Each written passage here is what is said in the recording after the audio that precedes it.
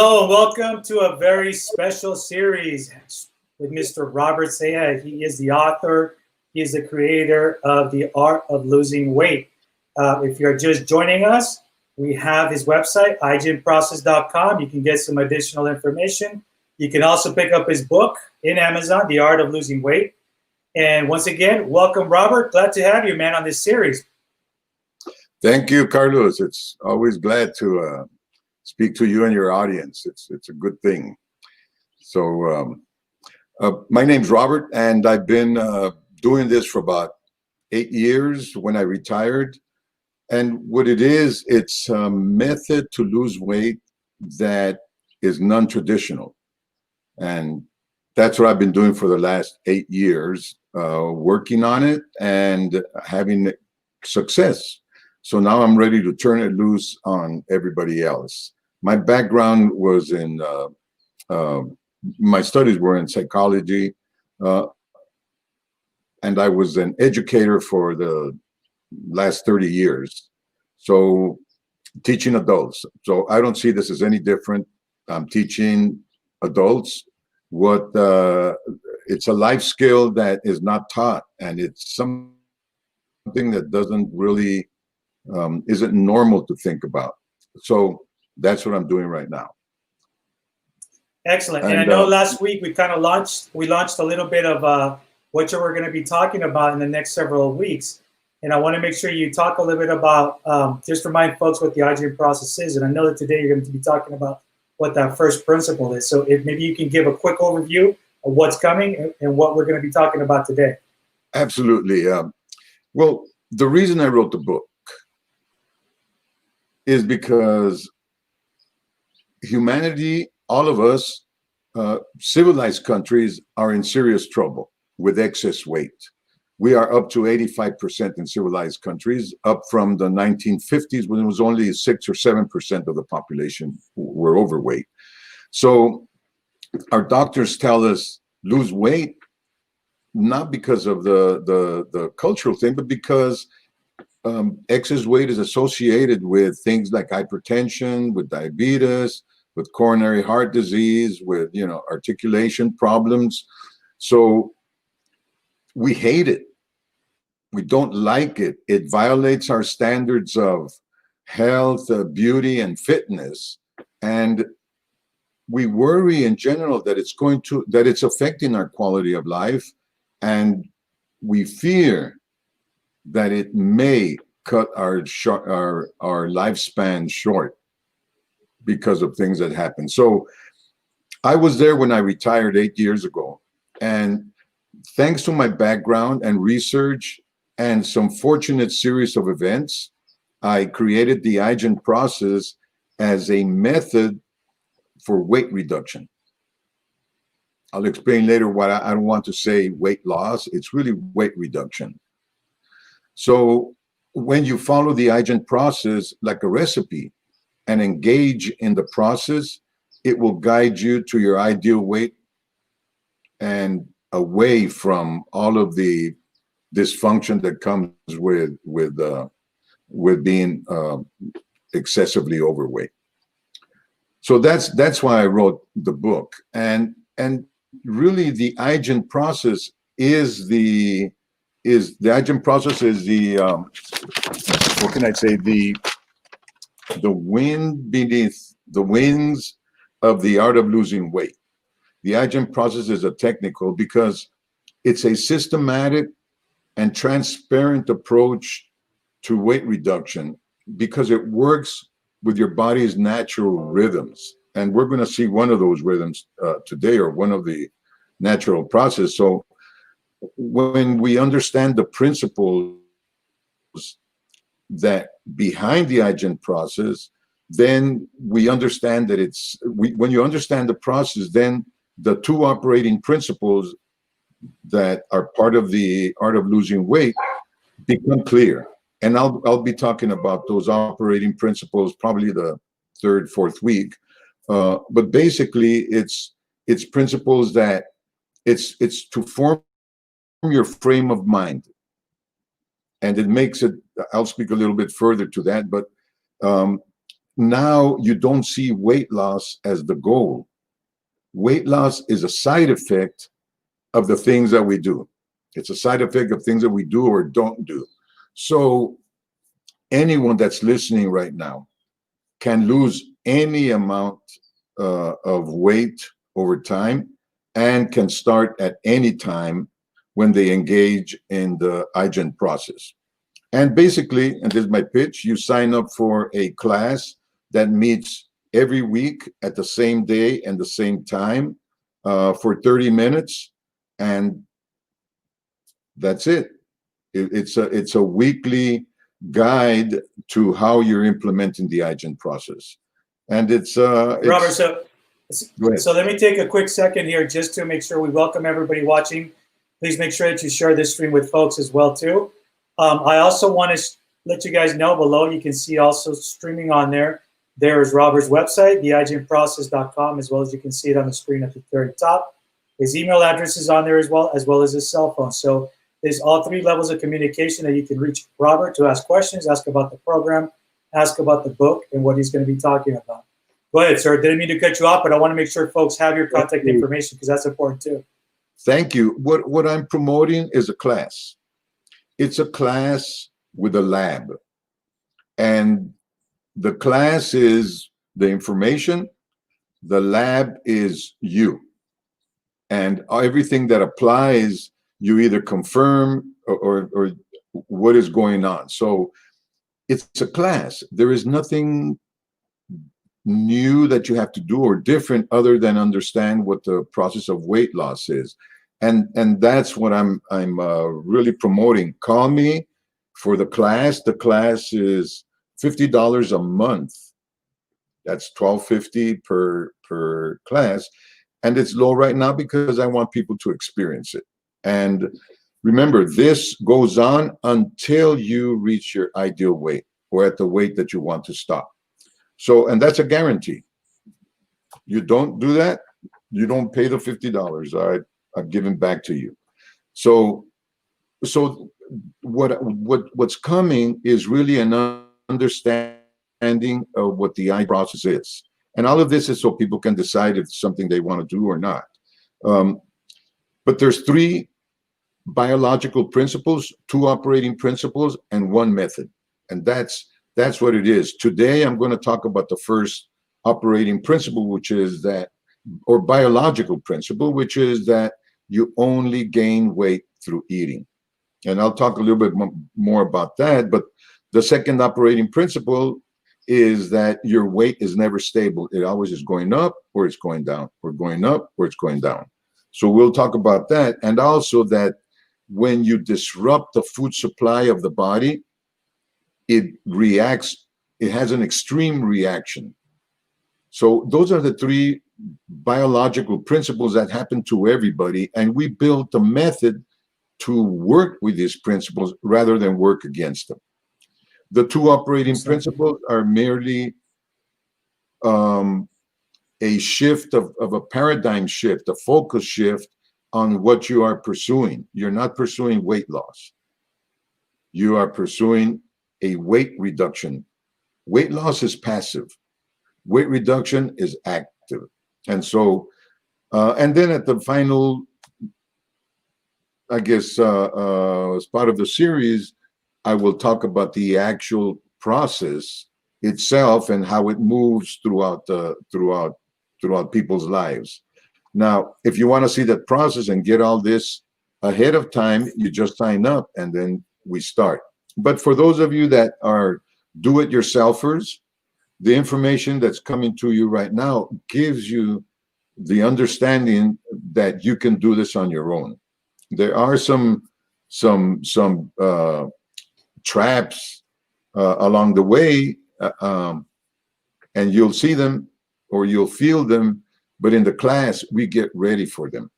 So anyway, so let's talk about the was I clear there? Is there anything? No, you're clear. I want to make sure that you have enough time because we have about 20 minutes for our show and make sure that we cover the first principle you were talking about. Right. I'll cover it within the time slot. So we only gain weight through eating. And I think everybody understands I'd say an anecdote cliche that says, why close the barn doors when all the cows are gone, right? It's not good to close the barn door when all the cows are gone. And I see a metaphor there with weight loss. It's you're trying to take off weight that you put on yourself. So that's the what we're up against, that we don't really gain weight. What we do is regain the weight that we lost during the day. The next day we regain it, and we regain weight every time we eat. So we're really not gaining weight unless you are eating more than what you burned, and then that's the recipe for weight gain. But then the opposite of that is, if you eat less than you normally eat, then that's the recipe for weight loss.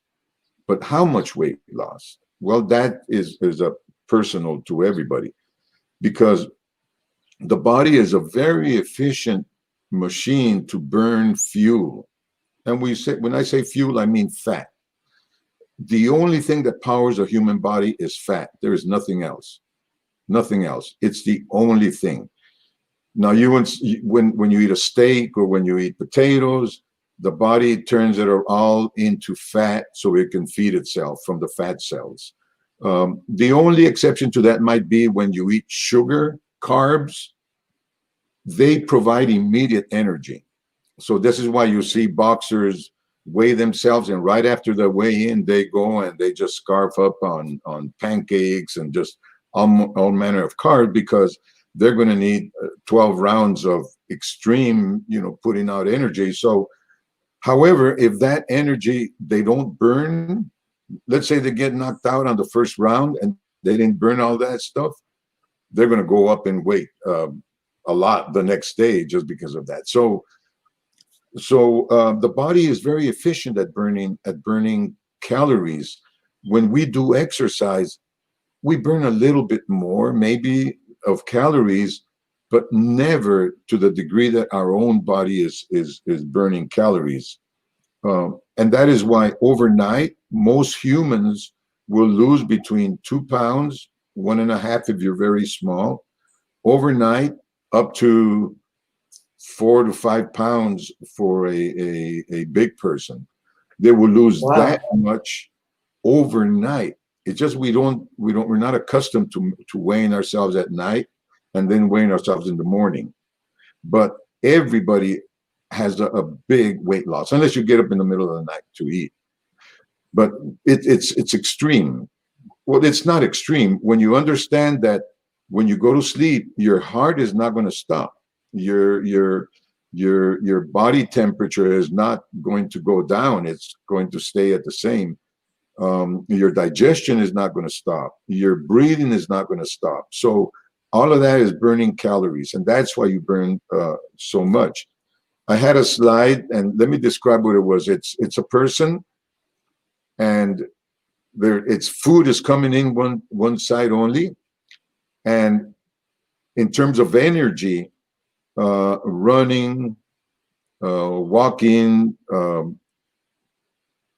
like I said, your lungs, everything is burning energy constantly. Even our own temperature, body temperature, takes up a lot of energy, because our body has to generate enough heat to keep us at our normal temperature, and that just takes up a lot of energy. So our body is just a perfect burning machine, and so we don't really need to help it to lose weight. What we have to do is not regain the weight. There's something called titration in chemistry, and it means that you put some kind of a solution and you add another solution to the same, and eventually at some point it totally shifts over to the new solution, like alkaline. You put too much alkaline in something, everything goes alkaline. Put acid, it turns acid. and Right. use that to measure. They put a little bit of something to see what it does on the other side. And in a way, when we are losing weight, we're doing a form of titration. We are lowering what we eat and seeing what it does to our weight. You know, how much did it lower? Did it lower a lot? Did it lower a little? All that has to do with your metabolism. So that is basically what we're doing. And because you only gain weight through eating, now this is big. You only gain weight through eating. So you don't have to worry about losing weight all day long. You don't have to worry about, oh, I got to go to the gym, or I've got to do this, or I've got to stop by and buy some healthy food. It's okay if you do that, but you don't have to worry about that. Why? Because those things have nothing to do with gaining weight. And all you're doing is you're watching to see how you gain weight. So you don't have to worry about losing weight, except the moment you open your mouth to eat anything, whether to chew a gum or to drink a soda or to eat a healthy meal. At that point, bells go off. There's a blast and a horn, and you that is when you put all your senses out and say, this is the only time that I can lose weight. This is the only time. I have a saying in our hygienics, and it says, look for an opportunity to not eat. It doesn't make sense, because it's always not an opportunity to not eat if you're not near food. But that's the cliche, or that's the touch, that you only gain weight when you eat. So you can only do something about your weight gain when you eat, which really is just eat less. It's such a simple thing, and because weight gain and food are positively correlated. One goes up, the other one goes up. One goes down, the other one goes down. So what you don't have to really worry about losing weight. It changes your behaviors. The only thing that you have to be alert is when you're eating. Okay, what did I talk about? What did I talk about with my coach? What did we say? What is, how much is this? What is it doing to my resolve or to my body? And so, but you only worry about it when you're eating. So then, so I guess I was just going to say this, that it's an interesting quandary that you can only lose weight when you're gaining weight, because then you can control the gain weight. You can't control the lose weight. The losing weight is going to happen whether you want to or not. Also, since eating is under your control, because you have to move your hands to grab what it is that you're going to eat, it becomes a conscious thing to start eating. Now, here's the thing. We think that weight is totally under our control because we initiate the eating and we can say when we stop. But it's not really so. And it's because of this reason. Do you have to think about your heart beating or make it beat? No, right? It's automatic. Do you have to think about breathing? No. Do you have to think about maintaining your core temperature? Do you have to think about your digestion? No, right? Why do you think you don't have to think about those things? It's almost like it's built into like your internal clock, right? It's your internal clock because it keeps you alive. And God didn't put our memory in. He didn't say, well, if you remember to breathe, then, because I'd have died a long time ago. So certain things are not up to us because they are crucial for our survival. Now, do you think eating is crucial for our survival? I know this is going to be a double question, but yeah, I do think it's crucial for the Absolutely. nutrients, not necessarily the food, right? It's absolutely crucial to us. It was a simple question. It's not a trick question. It is crucial to our survival. So 70% of our eating behavior is fully automatic. You don't realize it. You don't notice it. When you start eating, your first spoonfuls are voluntary and you grab the cracker and you hear it crunch. And then after that, your brain may go anywhere else, to the TV, to talk, to anything, and you don't have to remember to eat anymore. Your hand will automatically pick up the fork, shove it in, grab the bread, do all this stuff, and you have to think nothing about it, because Right. the brain is doing exactly what it wants to do. It needs to eat. It needs to eat as much as it can. That's what we have, a gene that, and I want people to Google this. It's called the FTO gene. It basically is the gene responsible for our overeating, but it's a survival gene. It's been around for a long time, and it's going to be around for a long time, except that we messed up by making food all over the place, and now this gene is constantly stimulated. So everywhere you go to put gas and you walk in to pay, and there it is, an invitation to have a candy bar, to have a sandwich, an invitation to have a coffee, because that's what the FTO gene looks at. Are there invitations out there for me to feel good and to keep my master alive? And it doesn't matter if you're 300 pounds, it's survival, and it will just eat more, because the more it eats. See,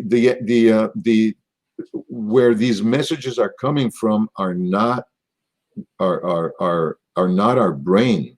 It's it's a part of the brain, but it's the automatic one. And so that's why that is automatic. But because the FTO gene is what is called an expressive gene. We've had experience with expressive genes, and we know how to quell them. There's another expressive gene that we still have from old times. Where am I with time, Carlos? You got about 7 minutes roughly. Okay, let me talk about this, because this is not a new rodeo for the human body, but it is a new area. There's a response called the fight or flight syndrome, right? It's called the survival it's called I forget what it's called exactly, but it's fight or flight. And basically, your body is flooded with adrenaline because it sees itself in danger and it wants to run away, or it has to fight. And so you get a lot of adrenaline.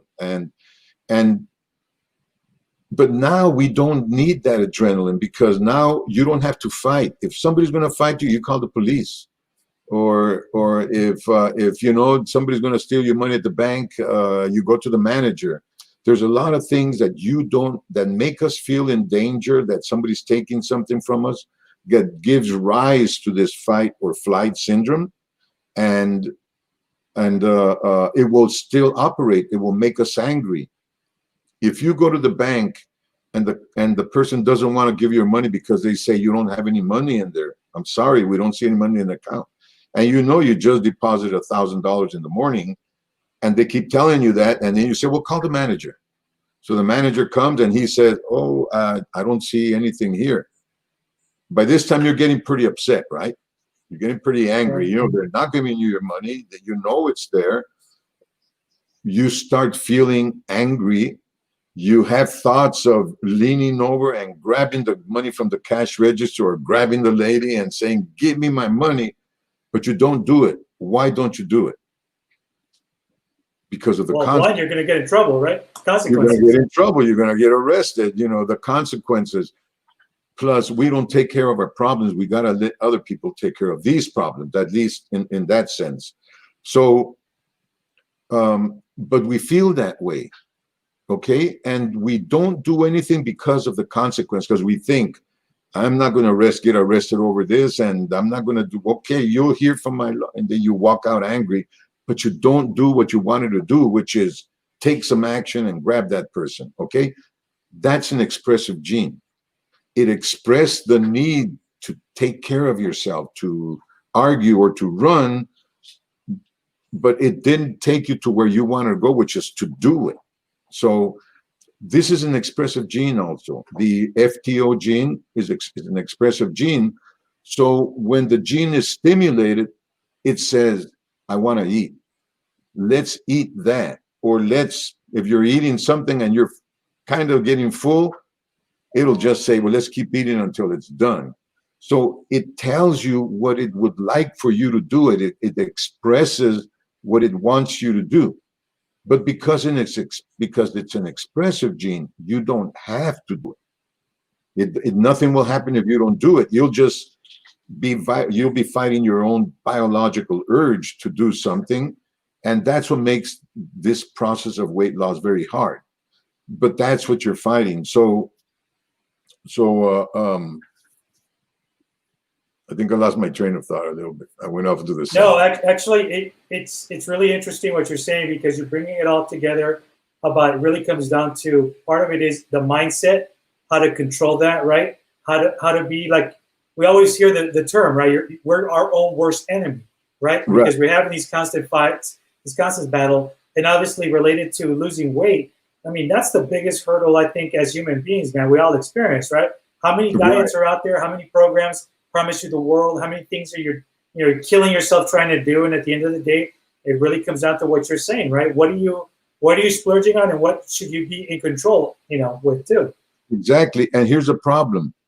We don't know what to be in control of. You can't just be in control of, oh, I don't want to eat that, and use willpower. Willpower hasn't worked because everybody tries to use that. Willpower gets used up as the day goes on. So nighttime is like you break every rule that you set in the morning. If it has to do with willpower, and nighttime you break it because it's out. So it's not about willpower. It's the control comes from understanding what the gene does and when it does it and how it does it, so that you can set up your defenses. And when you are in the middle of one of these genes trying to batter you to eat and telling you all the kind of things, that why you should eat and all that, when you're in the middle of that, you have to hang on to something that is real. And what's real is you are not dying of hunger. You are not weak. You are not shaking. I try to tell people, use the shake method to see if you should eat. Because if you put your hand out and it's stable, you've got enough sugar in your body. You don't really need. When you're really hungry, you'll do this. It'll be shaky, clear as a bell. Interesting. You're needing sugar. Interesting. So if you use the bell shake, you'll find out you're not going to eat for a long time, because it takes a long time to really be depleted of sugars. But this is what we need to understand. What is going on inside my body and with weight and food? And if I want to save everybody $50, I'll just tell them, look, the key is just eat less. Eat less. That's it. However you want to do it. Just eat less. But it has to be eat less consistently for a certain period of time, and then just observe how much weight did you lose. Just observe it. Now, 3 weeks from now, I'm going to talk about the metabolic system and what happens when you don't feed it, or you don't feed it in a normal way, but it is brutal. It is brutal.